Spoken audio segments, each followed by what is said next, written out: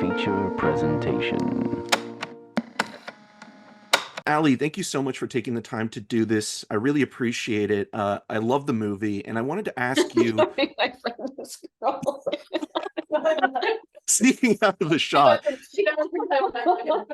we're keeping it in. We're keeping it in. That's good. That's good stuff. Sorry. I'm in a hotel room and my friends are here helping me get processed for interviews and stuff. Well, you're going from one interview and photo shoot to another. I wanted to ask you maybe about that since we were in the conversation. How does it feel that the movie is now finally coming out and having that festival appreciation and respect that the movie has garnered already?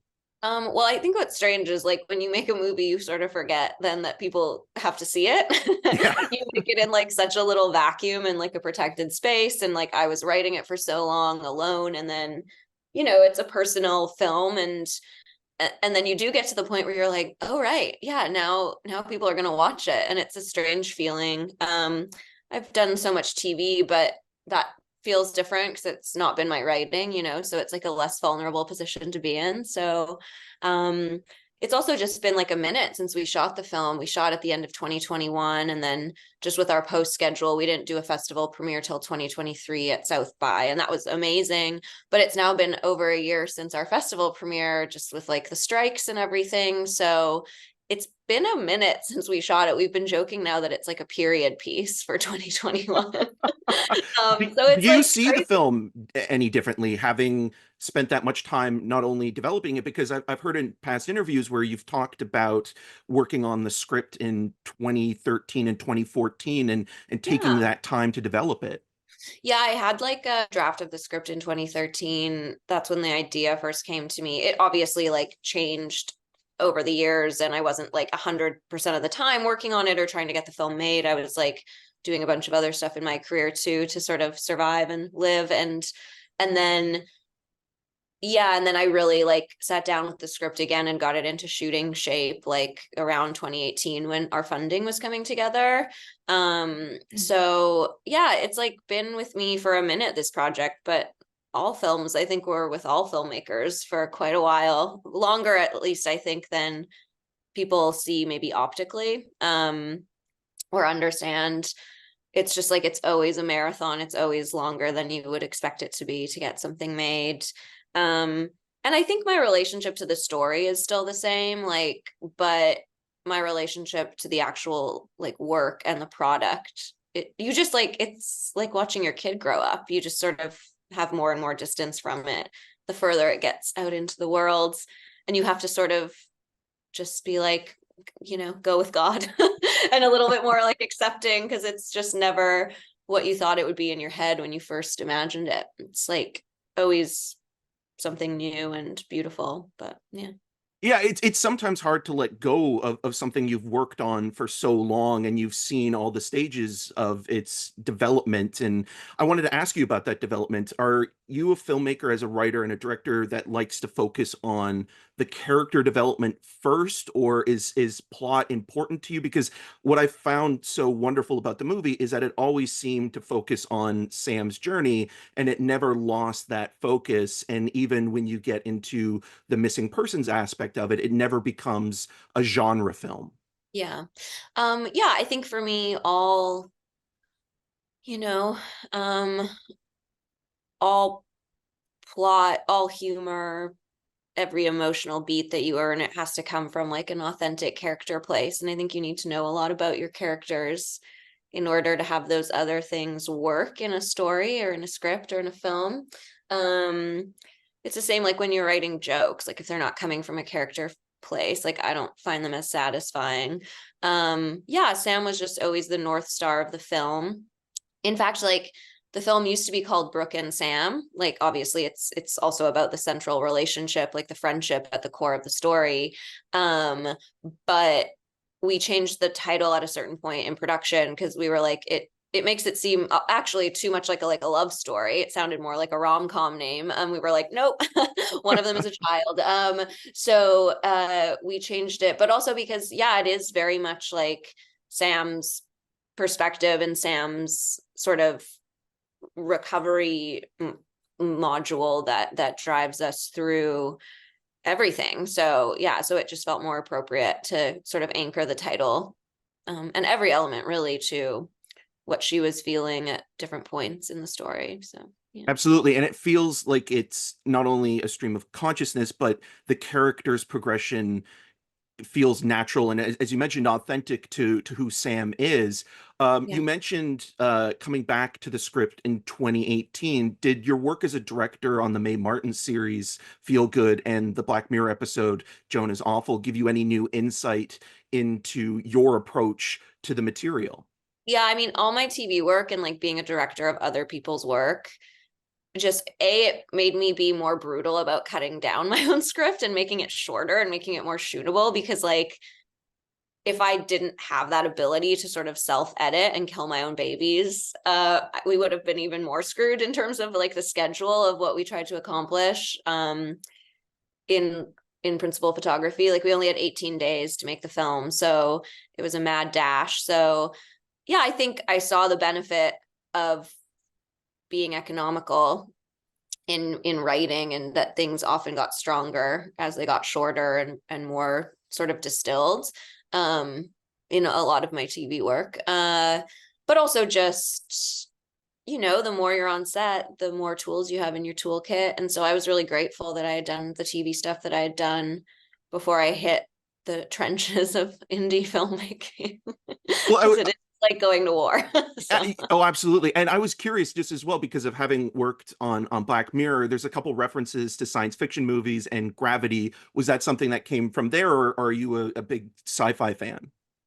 I'm not a sci-fi fan at all. I don't like the genre, other than Black Mirror, but I feel like my episode was like a comedy episode and more of like a dark dramedy about like women's images and how they're consumed by pop culture. So I mean, it was obviously also sci-fi, but that didn't feel like the driving force. Again, it felt more character driven. Joan is Awful, but I also shot Joan is Awful after I made this film.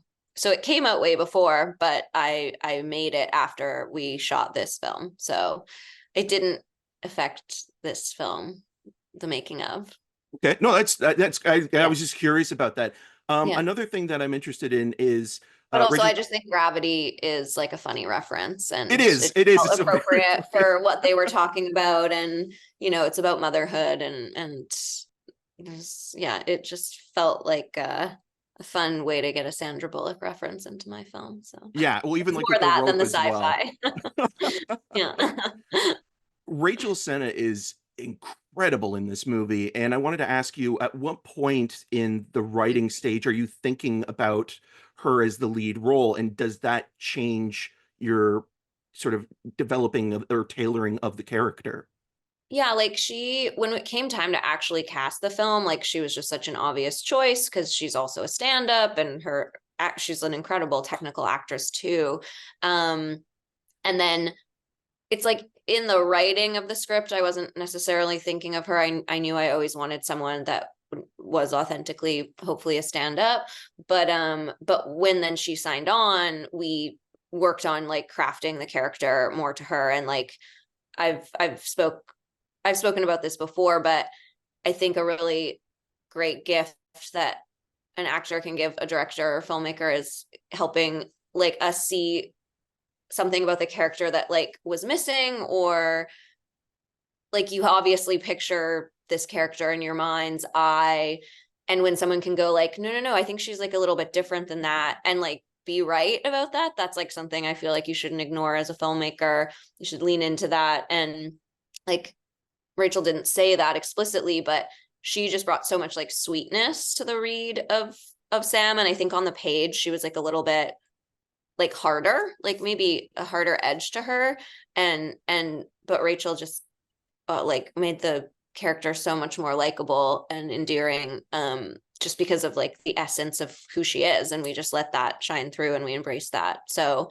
I think she like improved the character so much in that way. So you had a chance to see Sam in a different light than what you had written and directed because of Totally. Rachel. Yeah. And like that's like the best part of making films and working with actors, is like when they can teach you something new about a character, whether or not you wrote that character. Like Olga did the same thing, our young actress who plays Brooke. Like she's not what I was picturing for this character. And then we like auditioned young, like teenage actresses all across Canada, and we looked at so many tapes, and hers just like came in, and I was like, oh my God, like, oh, she's like telling me who Brooke is, and that was really exciting. And she was just different than I had pictured. And I feel like that's something, yeah, to not ignore and to really lean into. And she was just so brilliant as well. The two of them together were incredibly fun to direct in scenes together.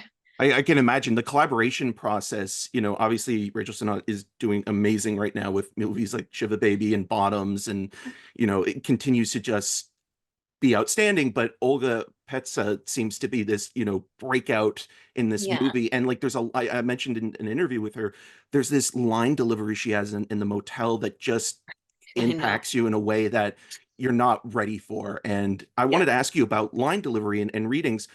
There's another line that I found very funny early on in the script that was from Caleb Heron, where he says, "That's not true," but he sings it. Were those lines made to be sort of like, were they improvised in the moment, or was it something that was written on the page?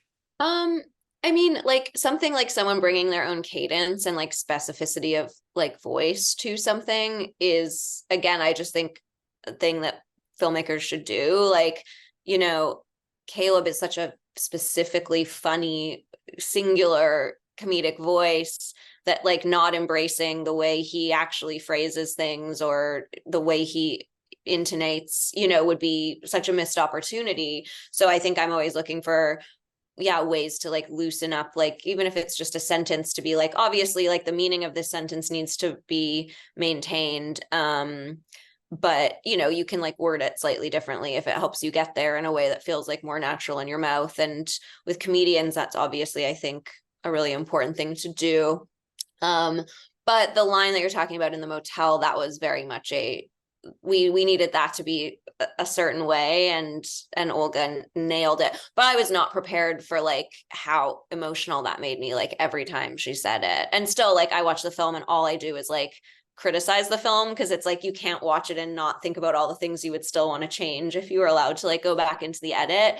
But that's one thing where I'm like, no, like she gets me every time, even if I've seen it 1,000 times. So It pierces the soul, that moment, and you just really very feel good. the kind of guttural aspect of it. I remember, my hair and makeup lead and designer from the film is here. She's helping me with my press day, Andy. And I remember like just us all looking at each other when that scene was happening and being like, we got it. Crying on set. Like crying on set. It's so good. I mean, the whole movie is great. And I know I have to wrap up with you, but I wanted to ask you, a lot of great movies that are made in Canada aren't getting the second life that they deserve on Blu-ray and DVD. And being a physical media collector, I know in the US, the movie's being released through Utopia. Is that something that you're putting together, a Blu-ray or something for the film? I actually very late last night I'm late on my homework, but I've been recording the director's commentary for it. I'm late to deliver it, but it is being put together right now. Yes.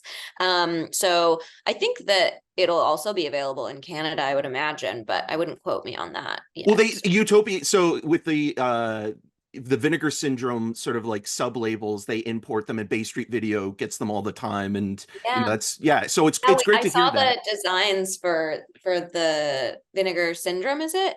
Yeah, and the OCN label, partner labels. Yeah. The mock-up for that like limited release is so cool. That artist is so incredible. So I can't wait to see the finished product. But yeah, it's definitely like, the more things get lost to all these like big corporations, just like writing things off as tax credits and like cannibalizing themselves and each other, it is so important to try and preserve things in a more analog way. So yeah, I'm really excited. We're going to be releasing like physical copies of this. Absolutely. Yeah. Ally, thank you so much for taking the time to do this. I really appreciate it. And I really like the movie a lot. So. Thank you so much. Yeah. Thank you for being so thoughtful about it, and hope to speak to you soon.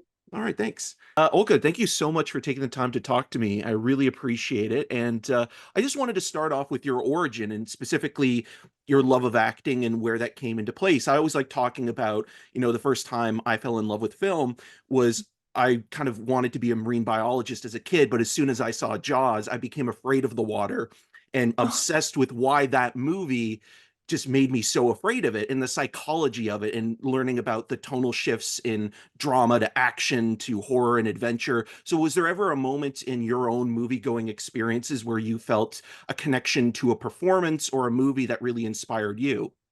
Yeah, I mean, since I was a kid, I remember that my brother would have school plays and I would always find a way to get in there and surprise my parents. But I think the movie that kind of changed the way I viewed film was definitely Good Will Hunting. I love that film, and I think there's so many layers to it. And I remember watching it and just constantly wanting to pause so I can reenact a scene to myself. And that was kind of, yeah, that was the first film that I realized, huh, this could be something cool to go into. Well, that scene between Matt Damon and Robin Williams, when Williams tells Damon's character, it's not your fault, and that moment where you need to hear that. And it just, he won the Oscar for that in a year that was very competitive against people like Burt Reynolds for Boogie Nights and Robert Forster for Jackie Brown. But you could tell that that performance was so much, written for Robin Williams, and he felt every scene in that film. Absolutely, exactly. That's especially that scene. There were a ton of pauses of me going like, I know it's not my fault, I know. Um, so I love that movie. I think everyone should watch it. Oh, absolutely. And I have to say, there's a moment in this movie where I felt such a guttural reaction in your performance, and it's one line, it's a line later on in the movie, and I don't want to spoil it because I feel it's kind of a big scene. But were there any lines in the script that you were focused on delivering a certain way, or have the opportunity to improv in terms of playing with the dialogue, because it's so rich and subtle and textured throughout? Hmm. There's definitely, I think we might be thinking of the same line. And I don't know if I should spoil it, but it was kind of this at towards the end of the movie, between Brooke and Sam, and they're kind of having this sort of argument coming back together. And I remember we were going back and forth, moving in the space and whatnot, and there was this one line that I thought, okay, this has to hit, it has to hit. And what was really, really great, and it was kind of the first time that I got to really experience that, especially on set, was that this need for it to be great just kind of went away. And as soon as I said it, there were tears and everything, hit, and it was so genuine and it was so in the moment. And then Rachel was there, and it was just, that was my favorite line, but I can't say which one. Yeah, it's incredible, and the way it just it takes you back for a moment, because you realize this is the scene, this is the moment where these two characters are in the present, and they're both, fully there and having this conversation that they need to have together. And when you deliver that line, I was almost in tears, because it just Oh, felt so genuine and so real and raw, and it's something that it's like it gets down to what you're really feeling in that moment. yeah. Good. I'm glad to know that it brought that reaction, because that was honestly one of the coolest experiences, because there was no need to perform it in any way. It was just sort of, wow, we're in the moment and this is how it came out, and I'm really glad it came out this way. When did you shoot that scene? I'm just curious, because again, like movies, don't shoot in a linear order. So, This was actually the one scene that we shot in the linear order, so it was the day before the last day that was added on. So it was kind of the ending scene that we shot, which I think fit perfectly. absolutely, yeah, you need that moment at the end of the film. Going back to the beginning, I'm just curious about what the audition process was like, especially because the material is so serious and there's so much going on. But it does feel like you had a really good connection with your writer director on this film, Ally Pankiw. So, yeah. Yeah, I sent in a self-tape with the help of my acting coach Jill Teed. I love that woman. And kind of sent it away with love like every other audition. And then we got an email that said Ally wants to do a kind of callback read through over Zoom. So it was immediate. And that's actually when I met Rachel as well. And I know it's sort of this cliche, oh, you connect right away, but it kind of was this immediate click between the three of us, and we could just kind of play around with the three scenes that I originally did the self-tape for, and it was incredible. I left feeling so great, and and thankfully I got it. Did you have the full script at that point, or did you just have sides? I just had 3 scenes that made it in the film, and just kind of worked from there. I'm curious how you, because the audience is going to see Brooke Renner in a very specific way because it's from the point of view of Sam. Even the first scene in the movie where your character is mentioned, it's on a CP24-esque news report. So I wanted to ask you how you saw Brooke, and specifically in those few scenes before you even read the full script. I think I just immediately knew that I had to focus on, okay, why this relationship between Brooke and Sam? What's the reason behind it? And I kind of I added in all the other things, okay, run away, mom passing, this and this and this. Um later on, but the when I first got the scenes, I just needed to focus on, okay, she just wants to build some sort of relationship with a woman because that's missing in her life.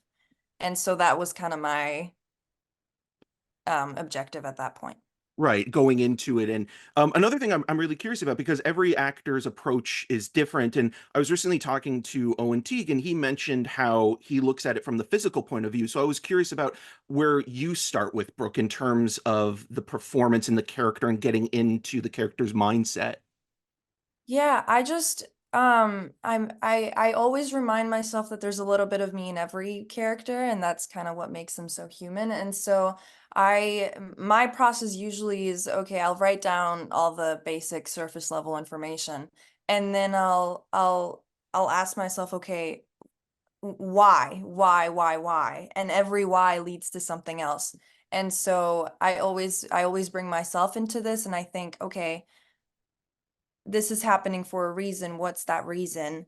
And I kind of just, that's interesting, physical, because that's never I think if there's a big physical aspect to it, I'll definitely focus, but that sort of comes to me through the internal, mental, emotional. So that's really cool. Yeah, again, there's no wrong way of doing it. You talk No, no. to actors and people in the industry, and they'll mention things about the method style. There's that great conversation or interview that Laurence Olivier had, where Dustin Hoffman on Marathon Man was being sort of method, and on the day where he was sort of being exhausted and out of breath, he stayed up the night before to kind of get in character. And Laurence Olivier on set said, "My boy, have you tried acting?" So, there's no wrong way to do it. And it's just also interesting in terms of seeing different perspectives on how people approach things. So, is that something that you were aware of watching someone like Rachel Sennott, who's, up and coming in a way herself, and, garnering so much acclaim and attention right now? Were there things that you were observing from your fellow cast members? I think the thing that I immediately noticed about her was this calmness she had to her. And that was, imagine every scene possible in this film. Right before, there would just be this she was always grounded and never felt like she had to, you know, I don't do anything special or crazy. She was just kind of within herself, and that sort of brought this calm feeling over the set, and to me, definitely, especially in the more heavy scenes. So I think I would, every time I was with her, I would just tell myself, okay, you can take a breath and you can just be, and everything will build up because you've done the work, you did the writing, you can just throw it away and be in the moment. That's Is there definitely. Yeah, is there a part of muscle memory when it comes to that, when you kind of let go of the material that you've been studying and rehearsing, and that point where you can kind of play within the scene or in the space of the environment? Definitely. And I think when you have such open castmates who just allow you to shine and explore and grow in a millisecond, you can just sort of be with yourself. And because of that work, yourself is the character. So it's kind of just this letting go of, okay, I'm done. I'm just gonna do my best right now and be in it. Were there any specific whys that you had for the character at various ages? Because you're playing Brooke not only at 14, but from 12 to 14. And so, again, the fragmentation of Sam's perspective, you're seeing Brooke at so many different times in her life, and also, very emotional moments at times. I think one of the biggest ones was, there's a moment there's this break in their relationship because of something that occurred. And from wanting to so connect with her, I just start blaming her, and I go to everyone and I tell them she's a liar. And so in my mind, I had to understand why, this is a woman that you connected to truly, and now one thing happens and you just want to throw it all away. What's the reason behind that? Is that because of pain? Is that because you want her to come back to you? What's going on? I think that was, yeah. Yeah, there's that feeling of abandonment and loneliness and the idea of needing somebody in your life that's a good influence on you, but at the same time, there is that quality in everybody, I think, that is self-destructive, and it's a very complicated and messy thing. And in this movie, you see that really beautifully done, and that relationship between Brooke and Sam is so vital. I was curious as well because when the film was first announced, it was called Sam and Brooke. What happened with the change of the title, and how do you feel about the new title of I Used to Be Funny? I love this new title. I think people I think one, it draws people more, and I think also people can relate to it more. And I think it speaks on Sam's journey more than Brooke and Sam or Sam and Brooke. It's sort of this, okay, this is how I was and this is how I am, but we keep on going. So I love this title. Absolutely. Was this your first time in Toronto or working in Toronto? Yes, it was. How First did time. that compare to working in, I believe you're from Vancouver. How Yeah. did that compare to the Vancouver film scene?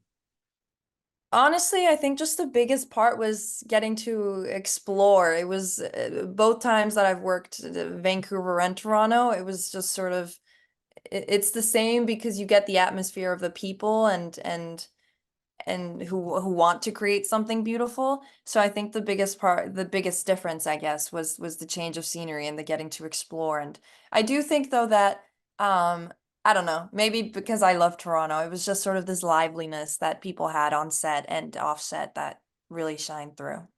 Were you able to actually explore, visit locations in between shooting? Because this was an 18 and a half day production, which I can't believe that. It seems like there's a lot of pressure on there. I know. Funny enough, there was actually no pressure. I think it's just because, Ally knew exactly what she wanted, and so it was getting done every day, and we kind of pushed through.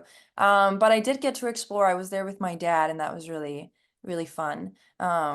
We lived near Queen Street, which is such a fun little road, and it has everything, and so we definitely went exploring daily whenever we could. Yeah, and that's the great thing about this movie as well. Like, even though it is Toronto centric and it's not pretending to be another place, but it's also very lived in, and it's not overly telling you this is Toronto every 5 seconds in the way that only a few filmmakers I think have ever really gotten away with. Someone like David Cronenberg for The Fly, for example, is someone where it's Toronto, but it's kind of subtle. And I felt this here where it's like, okay, yes, you know where you are, but at the same time, it's not telling you every 5 seconds this is Toronto or this is a Toronto co-production.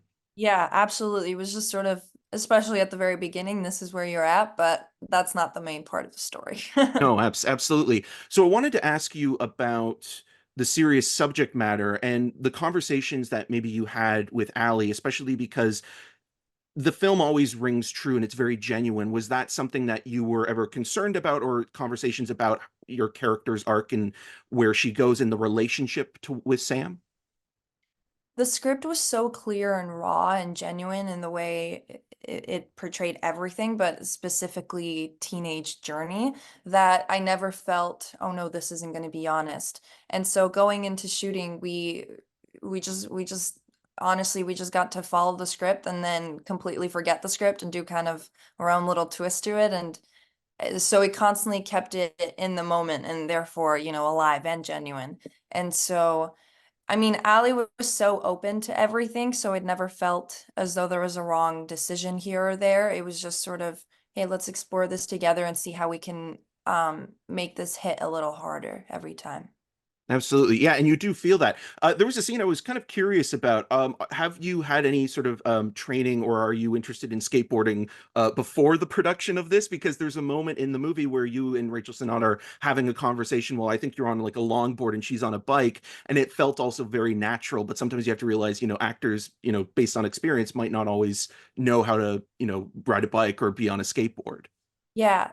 Originally actually the two characters had bikes. But I just thought it could be a little just you see that slight difference in age and behavior if there's a skateboard involved. And so we asked around, and thankfully one of the crew workers lived nearby and they had a longboard. And I do have a longboard. It's right there. And I used to go all the time with my dad around my school area and our dog. So it was really cool to kind of bring that aspect of teenagehood, but also Olga in there.